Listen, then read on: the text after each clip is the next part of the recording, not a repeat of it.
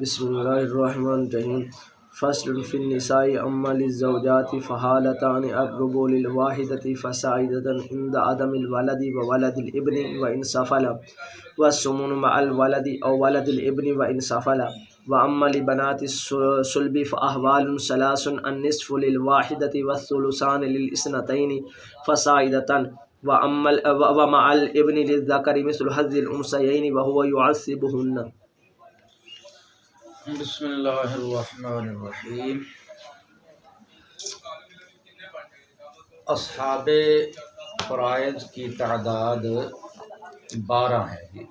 اصحاب فرائض کی تعداد 12 ہے، جن میں سے 4 مرد ہیں اور 8 عورتیں ہیں۔ مصنف رحمہ اللہ جب مردوں کے احوال کے بیان سے فارغ ہو گئے، فارغ ہو گئے تو اب اس فصل کے اندر وہ عورتوں کے احوال کو بیان فرما رہے ہیں۔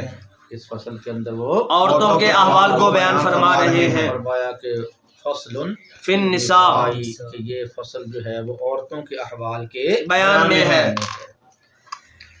عورتوں میں سے سب سے پہلے مصنف رحمہ اللہ نے جو ہے وہ بیویوں کے احوال کو بیان فرمایا ہے۔ بیویوں کے احوال کو بیان فرمایا ہے۔ مردوں کے احوال میں سے سب سے آخر میں زوج کے احوال کو بیان کیا تھا۔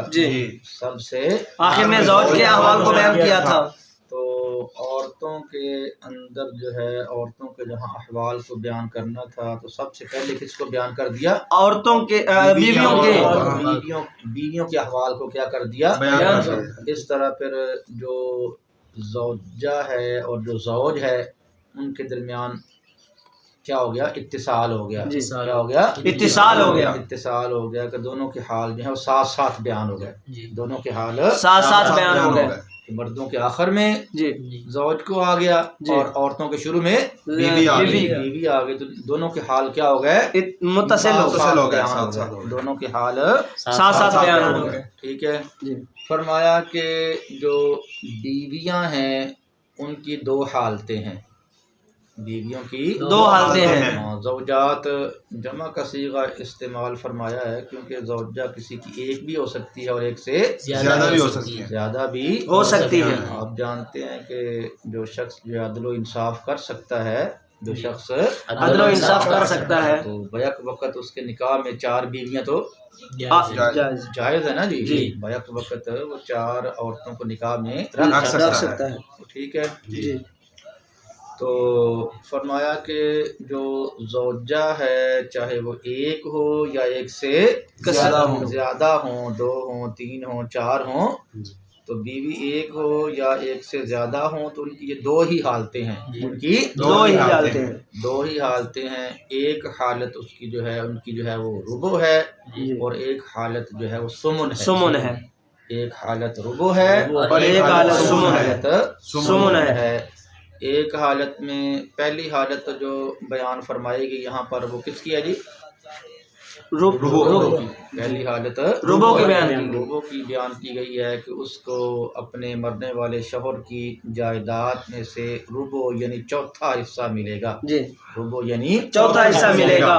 اس چوتھا حصہ ملنے کے لیے شرط یہ ہے، زوجہ کو چوتھا حصہ ملنے کے لیے شرط یہ ہے کہ اس کا جو شوہر فوت ہوا ہے تو اس کے ورثاء میں سے اس کی جو اولاد ہے وہ موجود نہ ہو اور اس کے جو بیٹے کی اولاد ہے وہ بھی موجود نہ ہو تو اس صورت میں جو اس کی بیوی ہے اس کو کیا ملے گا؟ ربع ملے گا۔ بیوی کو ربع ملے گا۔ اگر بیوی جو ہے وہ ایک ہوگی، اگر بیوی ایک ہوگی تو ربع جو سارے کا سارا ربع ہے اس کو مل جائے گا۔ سارے کا سارا ربع اس کو مل جائے گا۔ اور اگر بیویاں جو ہیں وہ 2 3 4 ہوئی ہیں تو پھر وہ ربع کے اندر ہی شریک ہو جائیں گی۔ کیا ہو جائیں گی؟ ربع کے اندر ہی شریک ہو جائیں گی۔ ربع کے اندر شریک ہو جائیں گی۔ وہ ربع جو ہوگا اس میں سے سب کو برابر ملے گا۔ ربع میں سے سب کو برابر ملے گا۔ اگر ایک ہے تو پورا ربع وہ لے لے گی، اگر زیادہ ہیں تو پھر وہ ربع کے اندر کیا ہو جائیں گی؟ شریک ہو جائیں گی، شریک ہو جائیں گی اور برابر برابر حصہ پائیں گی، برابر برابر حصہ پائیں گی۔ ٹھیک ہے جی تو اب ہم جو ہے اس کی مثال فرض کر لیتے ہیں کہ ایک شوہر جو ہے وہ فوت ہوا اور اس کے ورثاء میں سے اس کی بیوی ہے اور اس کا چچا ہے، جی اس کے ورثاء میں سے اس کی بیوی ہے اور اس کا چچا ہے۔ ٹھیک ہے تو ہم نے میت کو لکھا اور میت کو لکھنے کے بعد اس کے نیچے ورثاء لکھے، جی پہلے بیوی کو لکھ لیا جی اور تھوڑی سی جگہ چھوڑ کر تو ہم نے چچا کو لکھ لیا، چچا کو لکھ لیا۔ تو یہاں جو بیوی ہے اس کو کیا ملنا ہے جی؟ ربع ملنا ہے، اس کو ربع ملنا ہے، تو اس کے نیچے ہم نے کیا لکھ دیا؟ ربع لکھ دیا، ربع لکھ دیا۔ اور چچا عصبات میں سے ہے جی، اس کے نیچے کیا لکھ دیا؟ اسبا لکھ دیا، اسبا لکھ دیا۔ اب ہم نے مسئلہ بنانا ہے، جی کیا ہے؟ مسئلہ بنانا ہے۔ مسئلہ بنانا ہے تو مسئلہ کس سے بنانا ہے؟ تو اس کو دیکھنے کے لیے ہمیں جو ہے وہ حصے دیکھنے پڑیں گے۔ جی حصے دیکھے تو صرف کیا موجود ہے؟ ربع موجود ہے، ربع موجود ہے۔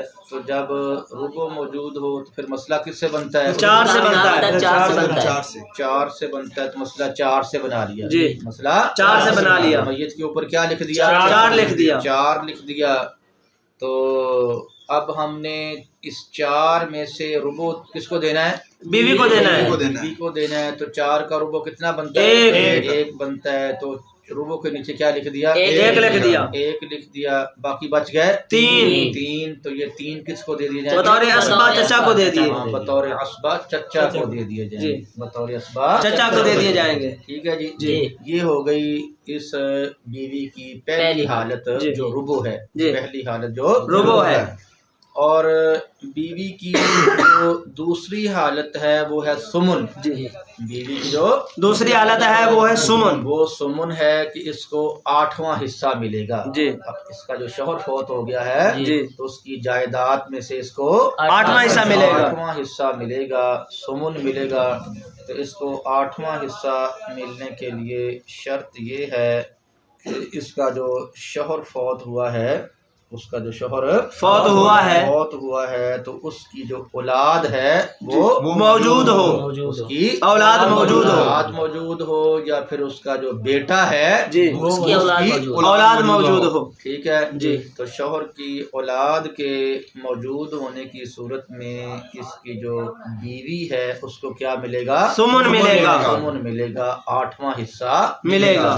ٹھیک ہے جی تو ظاہر بات ہے اس کی جو شوہر کی اولاد ہے وہ اس بیوی سے بھی ہو سکتی ہے، جی اس بیوی سے بھی ہو سکتی ہے، جو موجود ہے جی اور اس کے علاوہ کسی اور بیوی سے بھی ہو سکتی ہے، اور بیوی سے بھی ہو سکتی ہے۔ بہرحال اولاد ہو چاہے جو موجودہ ہے اس سے ہو یا کسی اور بیوی سے ہو، یا کسی اور بیوی سے ہو، اگر شوہر کی کیا موجود ہے؟ اولاد موجود ہے، اولاد موجود ہے تو اس صورت کے اندر جو بیوی ہے اس کو کیا ملے گا؟ سمن ملے گا۔ اگر بیوی ایک ہے تو پورا سمن حاصل کر لے گی، جی پورا سمن حاصل کر لے گی۔ اور اگر بیویاں جو ہیں وہ 1 سے زیادہ ہیں، 2 ہیں، 3 ہیں یا 4 ہیں، جی تو سب کی سب سمن کے اندر کیا ہو جائیں گی؟ شریک ہو جائیں گی، شریک ہو جائیں گی اور سمن میں سے برابر برابر حصہ پائیں گی، جی سمن میں سے برابر برابر حصہ پائیں گی۔ ٹھیک ہے اب ہم اس کی جو ہے وہ مثال فرض کر لیتے ہیں۔ وہ یہ ہے کہ اگر ایک شوہر جو ہے فوت ہو جاتا ہے، جی ایک شوہر فوت ہو جاتا ہے اور اس کے ورثاء میں سے جو ہے وہ اس کی بیوی ہے جی اور اس کا بیٹا ہے، جی اس کی بیوی ہے اور اس کا بیٹا ہے، بیٹا ہے تو میت لکھنے کے بعد ہم اس کے نیچے جو ہے وہ لکھ لیتے ہیں، ایک طرف بیوی کو لکھ لیتے ہیں جی اور بعد میں کیا لکھ لیتے ہیں؟ بیٹا لکھ لیتے ہیں۔ تو یہاں چونکہ شخص جو فوت ہوا ہے اس کی کیا ہے؟ اولاد موجود ہے، اولاد موجود ہے۔ تو جب اس کی اولاد موجود ہو تو بیوی کو کیا ملتا ہے؟ سمن ملتا ہے، سمن ملتا ہے۔ تو بیوی کے نیچے ہم نے کیا لکھ لیا؟ سمن لکھ لیا، سمن لکھ دیا۔ ٹھیک ہے جی اور یہاں بیٹا چونکہ اسبا ہوتا ہے، جی بیٹا چونکہ اسبا ہوتا ہے، اسبا ہوتا ہے تو بیٹے کے نیچے کیا لکھ دیا؟ اسبا لکھ دیا، اسبا لکھ دیا۔ اب ہم نے بنانا ہے مسئلہ، جی ہم نے بنانا ہے مسئلہ بنانا ہے۔ تو یہاں پر چونکہ ایک ہی حصہ موجود ہے سمن، جی کیا موجود ہے؟ ایک ہی حصہ موجود ہے سمن، سمن تو جب ایک ہی حصہ موجود ہو تو اس کا جو ہم نام عدد ہوتا ہے اس سے مسئلہ بناتے ہیں، سوائے سوائے نصف کے، سوائے نصف کے ہیں جی تو یہاں پر چونکہ سمن موجود ہے اور اس کا ہم نام عدد جو ہے وہ ثمانیہ 8 ہے، لہذا مسئلہ کس سے بنائیں گے؟ 8 سے بنائیں گے۔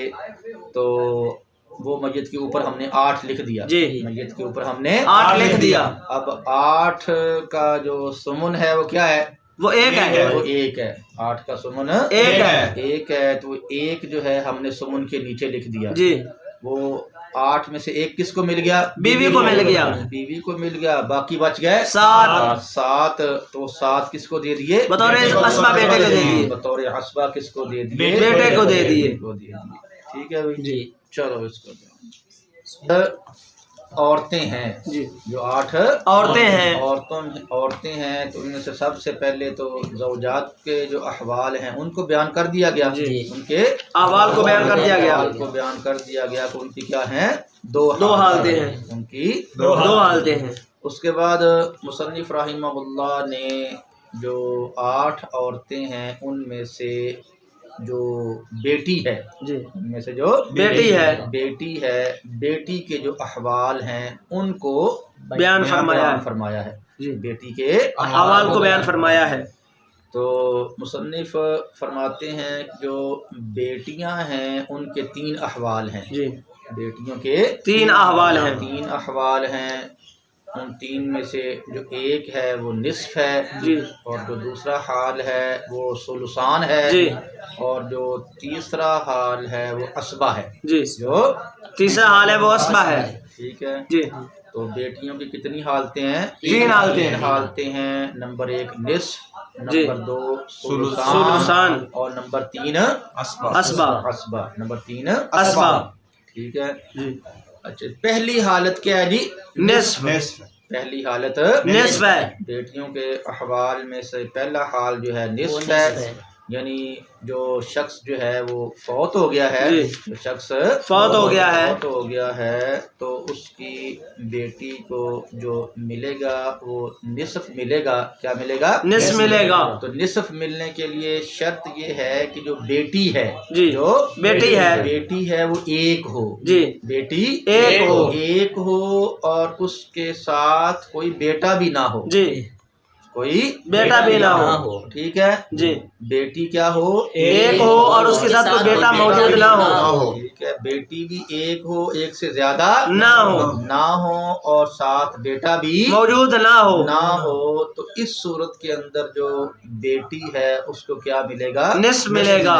ٹھیک ہے، اس کی دلیل قرآن مجید فرقان حمید کی آیت مقدسہ ہے۔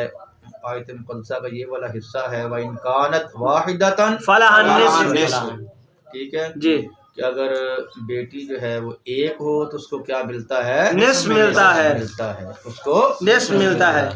اب ہم جو ہے مسئلہ بناتے ہیں تو ہم فرض کرتے ہیں کہ کوئی شخص جو ہے نا جی وہ اپنی جو ہے وہ بیٹی اپنی بیٹی چھوڑ کر فوت ہوا، ایک بیٹی ہے ایک بیٹی اور چچا چھوڑ کر فوت ہو گیا۔ کیا ہو گیا؟ ایک بیٹی اور چچا چھوڑ کر فوت ہوا، ایک بیٹی اور چچا چھوڑ کر فوت ہوا، چچا جو ہے وہ چھوڑ کر فوت ہو گیا۔ تو میت کے نیچے ہم کیا لکھ لیں گے؟ ایک طرف بیٹی لکھ لیں گے، ایک طرف بیٹی لکھ لیں گے، اور ایک طرف کیا لکھ لیں گے؟ چچا لکھ لیں گے، چچا لکھ لیں گے۔ ٹھیک ہے تو اب بیٹی چونکہ 1 ہے، بیٹی چونکہ 1 ہے تو ایک بیٹی کو کیا ملتا ہے؟ نصف ملتا ہے، نصف ملتا ہے۔ تو اس کے نیچے کیا لکھ دیا؟ نصف لکھ دیا۔ اور چچا چونکہ کیا ہے؟ عصبہ ہے، تو اس کے نیچے کیا لکھ دیا؟ عصبہ لکھ دیا۔ اب یہاں پر جو حصے جمع ہوئے ہیں وہ کتنے ہیں؟ 1 ہے، بس صرف ایک ہی حصہ ہے۔ کیا ہے؟ 1 حصہ ہے۔ 6 حصوں میں صرف 1 حصہ ہے اور وہ نصف ہے، اور وہ کیا ہے؟ نصف ہے۔ اور نصف کا ہم نام عدد نہیں ہے، کوئی نہیں ہے، لیکن 2 کا عدد ہے، اس کا معین و مددگار بنایا گیا ہے، اس کا معین و مددگار بنایا گیا ہے، لہذا پھر مسئلہ کس سے بنا لیں گے؟ 2 سے بنا لیں گے، مسئلہ 2 سے بنا لیں گے۔ میت کے اوپر کیا لکھ دیا؟ 2 لکھ دیا۔ تو 2 کا آدھا کیا ہے؟ 1 ہے، تو نصف کے نیچے کیا لکھ دیا؟ 1 لکھ دیا۔ تو یہ 1 مل گیا کس کو؟ بیٹی کو مل گیا، بیٹی کو مل گیا۔ باقی کیا بچا؟ 1 بچا، تو کس کو دے دیا؟ چچا کو دے دیا، بطور عصبہ چچا کو دے دیا۔ چچا کو دے دیا، بطور اسباب چچا کو دے دیا، ٹھیک ہے بھائی جی۔ اس کے بعد جو بیٹی ہے اس کی جو دوسری حالت ہے جی، بیٹی کی جو دوسری حالت ہے، دوسری حالت ہے وہ ہے ثلثان جی، وہ کیا ہے جی؟ ثلثان ہے، ثلثان ہے، 2/3 ہے جی، کیا ہے؟ 2/3 ہے، 2/3 جو ہے وہ بیٹی کو ملتا ہے جی۔